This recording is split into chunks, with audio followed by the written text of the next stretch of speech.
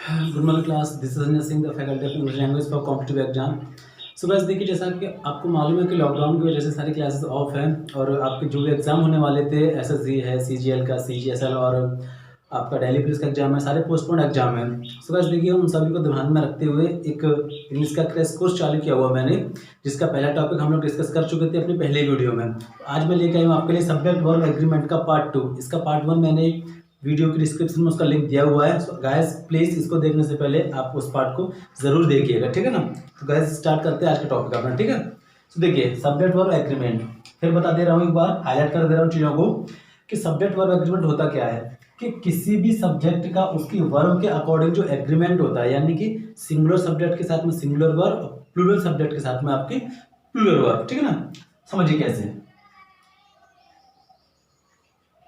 इसके जो कुछ रूल्स थे वो मैं पहले डिस्कस कर चुका हूँ ऑलरेडी, पहली वीडियो बेसिक वीडियो थी मेरी उसकी, ठीक है ना, उसको जरूर देखिएगा इससे पहले।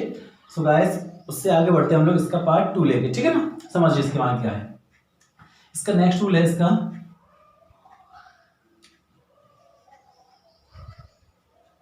देखिए गाइस, अमाउंट,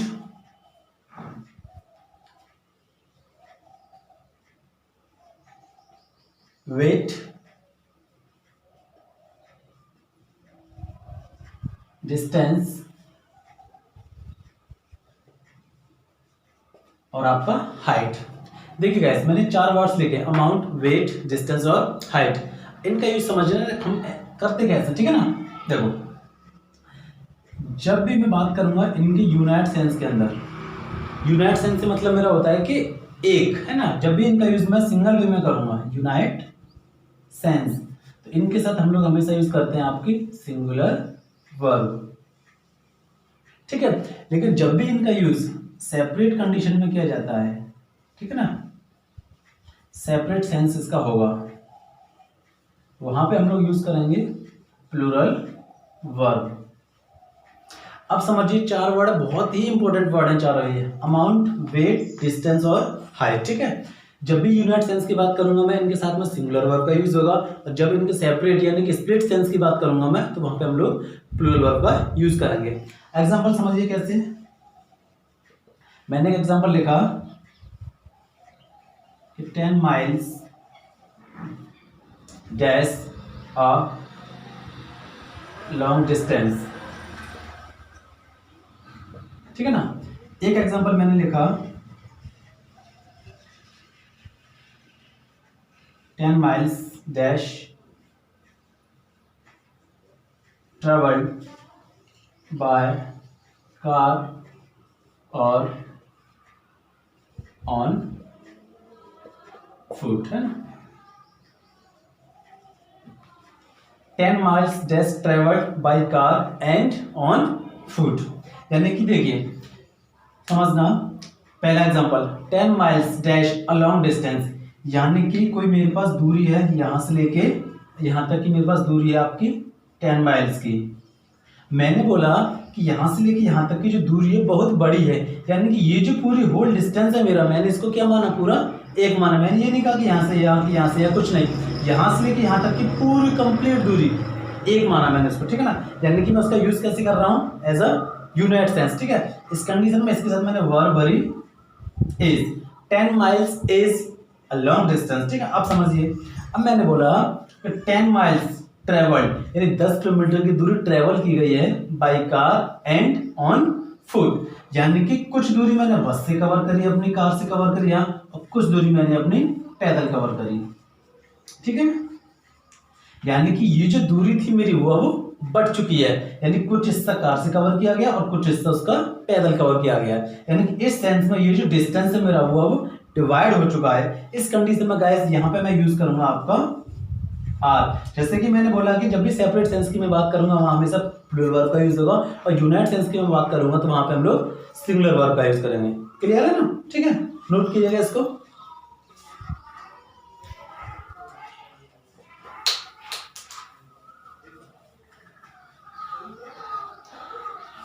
देखिए गाइस, एक एग्जांपल और इसका, मैंने बोला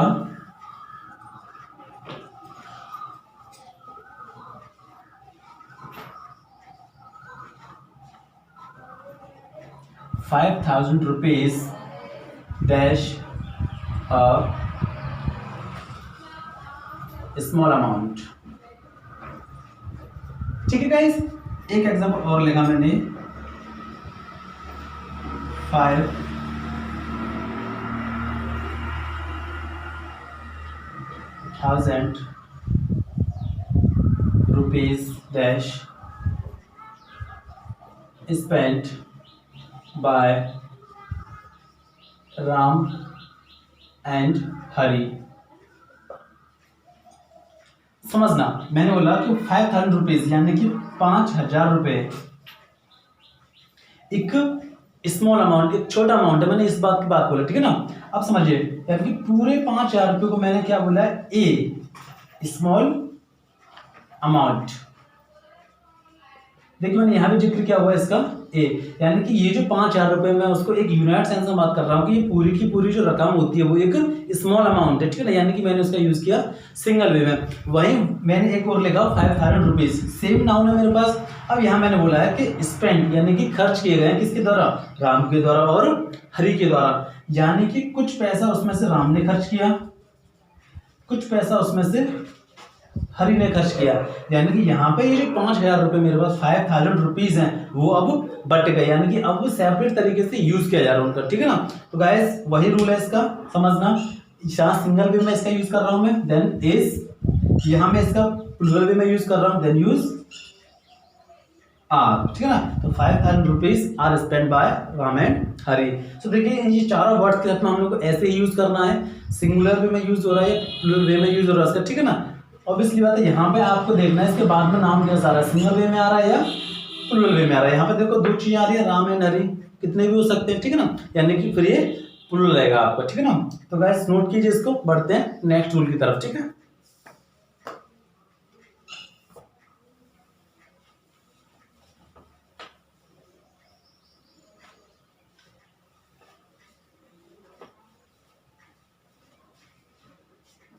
एक एग्जांपल और समझिए इसका।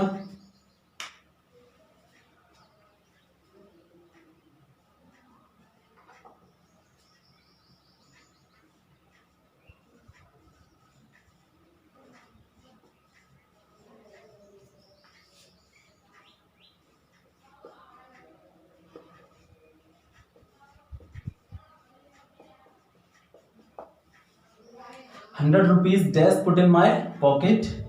एक और,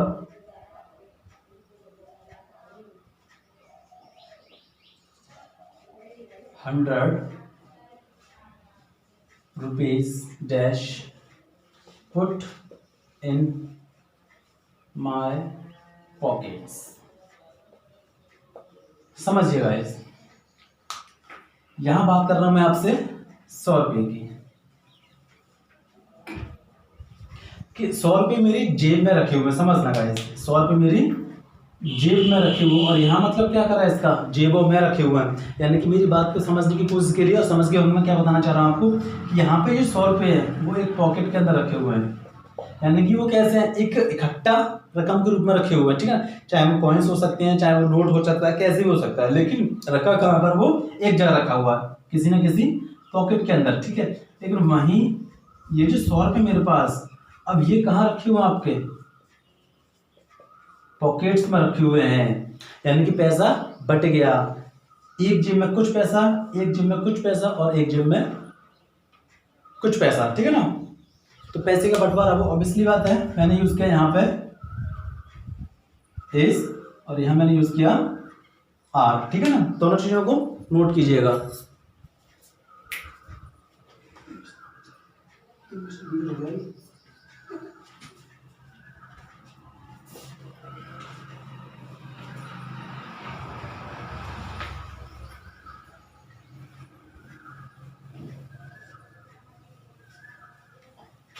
सो देखिए स्टूडेंट्स, इसका नेक्स्ट रूल क्या होता है,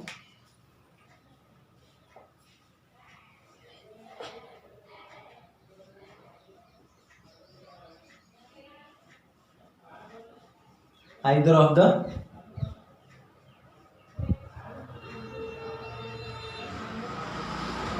neither of the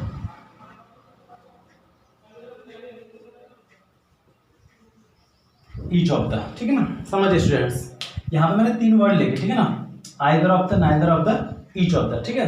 समझना इसके साथ कंडीशन क्या चलती है, इनके साथ हम लोग यूज करेंगे आपका प्लूरल नाउन और सिंगुलर वर्ब, ठीक है। समझना कैसे, example,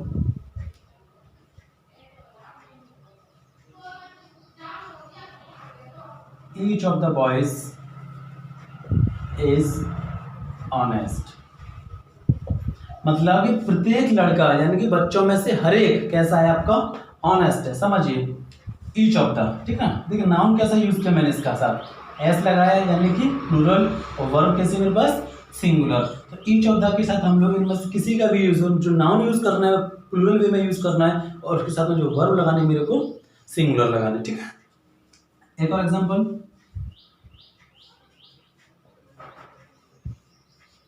either of the girls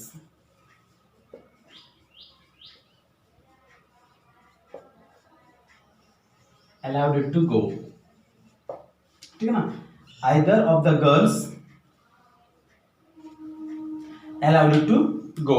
अब समझिए यहां पे मेरे को यूज करना है was या were, either of the girls was allowed to go या फिर were allowed to go।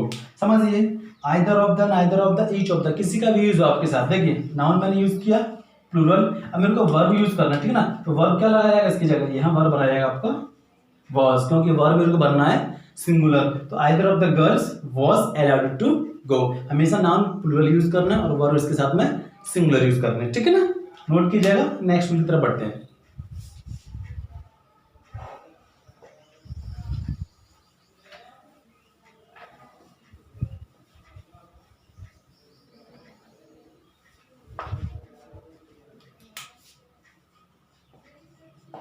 देखिए ईच और एवरी, ठीक है, तो वर्ड होते हैं ईच और एवरी। इनके साथ में डायरेक्ट इनकी आवाज समझना, इनके साथ डायरेक्ट अगर कोई नाउन आता है तो वो हमेशा सिंगुलर नाउन यूज होगा प्लस सिंगुलर वर्ब यूज होगा, ठीक है। यानी नाउन प्लस वर्ब दोनों ही कैसे यूज करना है मेरे को, singular. Example, each student is awarded, समझिए each student is awarded, प्रत्येक स्टूडेंट को अवार्ड किया गया, अवार्ड दिया गया उनको, ठीक है। देखिए each, वहां मैंने इससे पहले यूज किया था each of the, ठीक है ना। ऑफ द का मीन्स के साथ हम लोग प्लूरल नाउन का यूज करते हैं, लेकिन यहाँ डायरेक्ट मैंने each के बाद सब्जेक्ट का यूज किया हुआ, ठीक है। तो each student is awarded, यानी कि नाउन भी कैसा आना चाहिए, सिंगुलर, और वर्ब भी कैसा आना चाहिए, प्लूरल, चाहे each हो चाहे every हो। एक एग्जांपल और ले लीजिए, every clerk has gone to picnic, every clerk has gone to picnic। every के साथ मैंने यूज किया आपका singular noun plus singular verb, यानी कि each और every बिना ऑफ द के यूज होगा इनका, तो सिंगुलर नाउन और सिंगुलर वर्ब के साथ। वहीं इनके साथ अगर each ऑफ द का यूज मैं कर दूं तो वहां पर नाउन आपकी कैसी होती है, प्लूरल होती है, ठीक है ना। तो दोनों कॉन्सेप्ट को ध्यान में रखिएगा, नोट कीजिएगा इसे।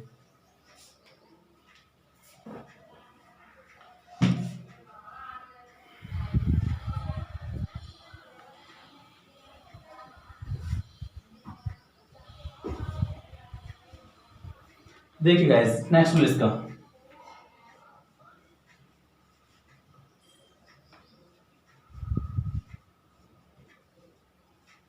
द नंबर ऑफ और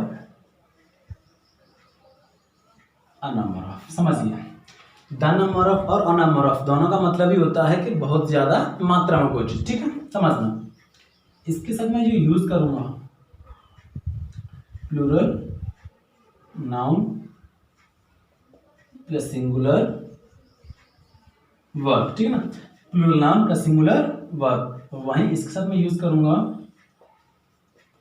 plural noun plus plural verb, ठीक है, ये इसका एक कॉन्सेप्ट होता है। और the number of, a number of बहुत बेहतरीन रूल होता है, काफी सारे क्वेश्चंस इससे पुटअप किए जाते हैं। ठीक है ना, समझना एग्जांपल।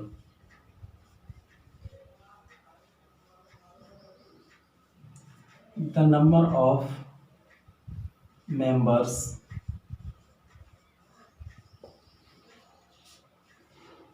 हैज या have decided to leave the school। समझिए, the number of members has या have decided to leave the school. समझिए गाइस, द नंबर ऑफ, ठीक है, मैंने क्या बोला कि नाउन हमेशा कैसा लगेगा आपके साथ, प्लूरल, और द नंबर ऑफ के साथ नाउन भी कैसा लगाया मैंने, प्लूरल। अब वर्ब समझिए, हैज या हैव। देखिए कभी कभी क्या होता है कि हम लोग एरर ऑफ अप्रोक्सीमेसी के कारण गलती कर देते हैं हम लोग। यहाँ पे एस लगा हुआ, मेंबर्स है ये, ठीक है ना, बेसिक कायदे से मेंबर्स के हिसाब से हैव आना चाहिए, लेकिन मेरे पास मेन सब्जेक्ट मेरा क्या है, द नंबर ऑफ। और ये रूल कहता है कि द नंबर ऑफ के साथ हम हमेशा सिंगुलर वर्ब का यूज करते हैं, यानी कि the number of members has, ना कि हैव। एरर काफी हो सकती है क्योंकि मेंबर्स पास में आ रहा है इसके, मेंबर्स के साथ लगने को हैव लगता है, ठीक है ना, लेकिन मैं मेंबर्स के साथ नहीं लगा रहा, मेरे पास मेन क्या है, द नंबर ऑफ। ठीक है, क्योंकि यहाँ कुछ भी हो सकता है, मेंबर्स तो, टीचर्स तो, कुछ भी, लेकिन वर्ब मेरे को फिलअप करनी है द नंबर ऑफ के हिसाब से। ठीक है ना, तो the number of members has, वही मैंने यूज किया।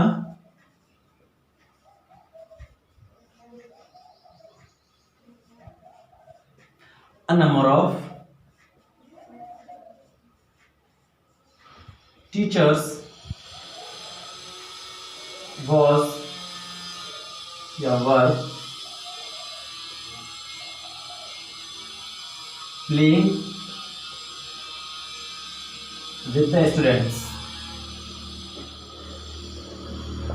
समझिए guys, the number of teachers was या were playing with the students. ठीक है ना, अब देखिए, अ नंबर ऑफ टीचर्स नाउन कैसा है आपका, प्लूरल। मैंने क्या बोला, चाहे ए नंबर ऑफ हो चाहे द नंबर ऑफ हो, नाउन के मेरे को दोनों जगह कैसे यूज करना है, प्लूरल यूज करना है। केवल वर्ब बदल जाती है, दा के साथ में सिंगुलर वर्ब और आ के साथ में आपकी प्लूरल वर्ब। ठीक है ना, मैंने यूज किया अ नंबर ऑफ, तो वर्ब कौन सी आनी चाहिए मेरे पास, प्लूरल, यानी कि वाज। ठीक है ना, वाज, सॉरी वर आएगा, वाज सिंगुलर वर्ब होता है। ठीक है, मैंने बताया था आपको कि जिस वर्ब के लास्ट में एस आ जाए वो हमेशा सिंगुलर होता है। ठीक है ना, जो भी वर्ब हो, हेल्पिंग वर्ब चाहे मेन वर्ब हो। तो ये कॉन्सेप्ट है, इसको नोट कीजिएगा।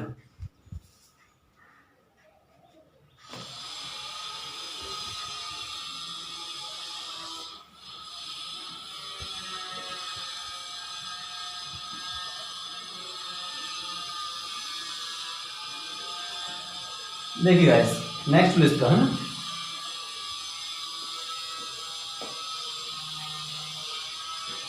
अगला भी समझना।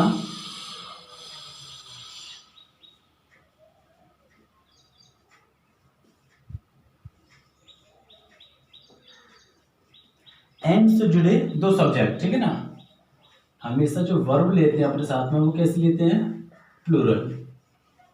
समझना, दो सब्जेक्ट कोई भी हो सकते हैं। मैंने बोला you and I dash friends.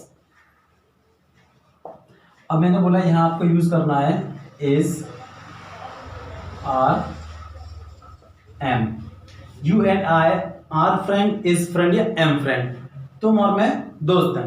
समझिए, कायदे से पास में तो आई आ रहा, आई के साथ क्या आना चाहिए आपका, एम आना चाहिए। ठीक है ना, लेकिन मैंने क्या बोला, एंड से जुड़े दो सब्जेक्ट, सब्जेक्ट में नाउन भी हो सकता है, प्रोनाउन भी हो सकता है। ठीक है, तो यू एंड आई, यहां बात कर रहा हूं मैं आपकी दो लोगों। ठीक है ना, तो यू एंड आई, और इसके बाद मैंने बोला कि वर्ब कैसी, प्लूरल, और इनमें प्लूरल क्या मेरे पास, आर, तो you and I are friends. ठीक है, अब समझिए, कुछ इसका एक्सेप्शन भी होता है। एक्सेप्शन क्या होता है कि मेरे पास कुछ नाउन्स ऐसे होते हैं जो एंड से जुड़े होने के बावजूद भी वर्ब लेके नहीं आते हैं। तो गाइस वो सारे आपको वर्ड्स में लिखा दे रहा हूं अभी, ठीक है ना, जिनमें हमें हमेशा सिंगुलर वर्ब का यूज करते हैं। ठीक है,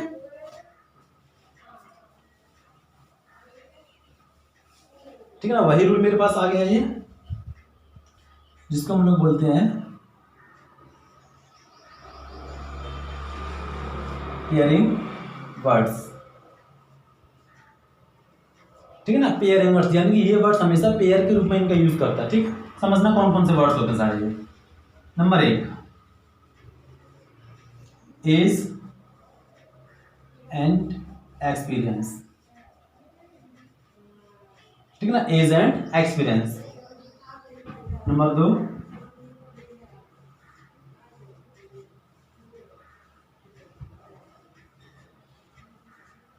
bag and baggage,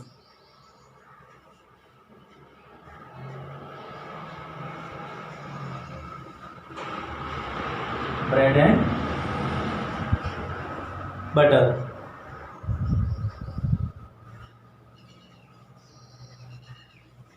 coming and going,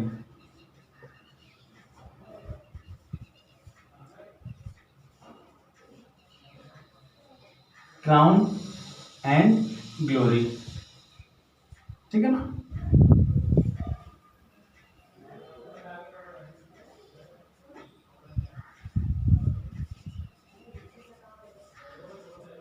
rise and fall.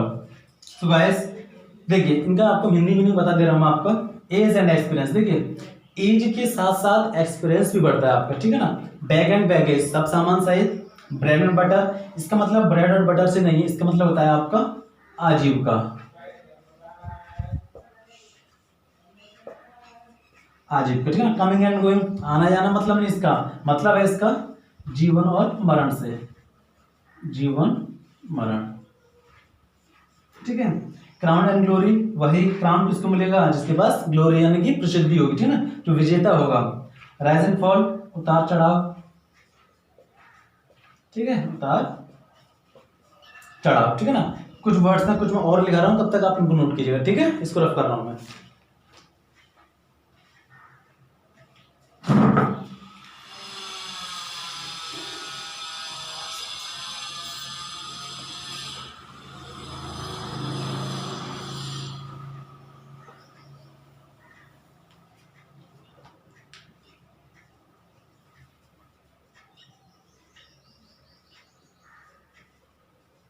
Horse and carriage,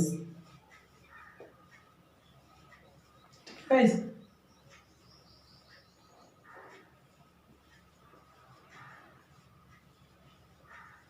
hammer and sickle,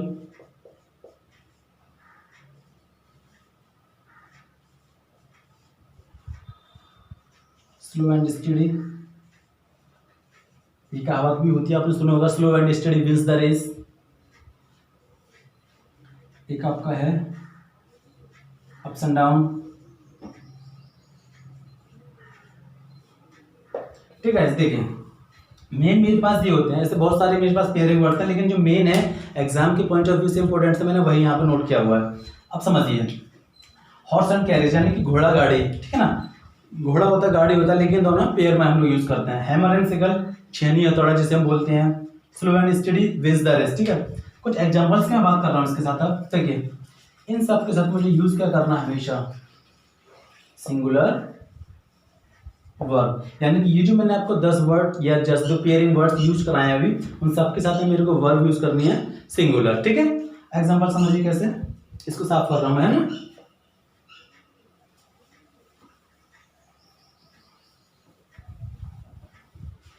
समझिएगा,